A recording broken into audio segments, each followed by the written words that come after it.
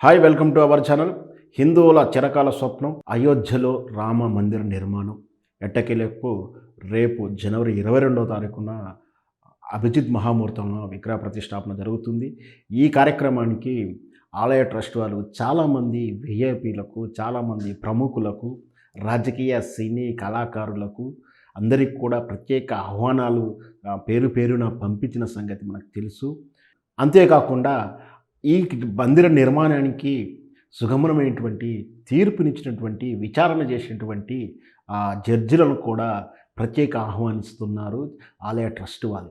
ఆ జడ్జిలు ఎవరంటే chief justice, Indian chief justice Ranjan Gogoi గారు, మాజీ సీజే శరద్ అరవింద్ బాబ్డే గారు అండ్ సీజే మన చంద్రచూడ్ గారు, మాజీ న్యాయమూర్తులు జస్టిస్ అశోక్ భూషణ్ గారు అండ్ అబ్దుల్ నజీర్ గారిని ఇలా ఆనాటి కోర్టు విచారణలో కూర్చున్నటువంటి బెంచ్ జడ్జిలని ప్రత్యేక ఆహ్వానితులుగా పిలవడం జరిగింది.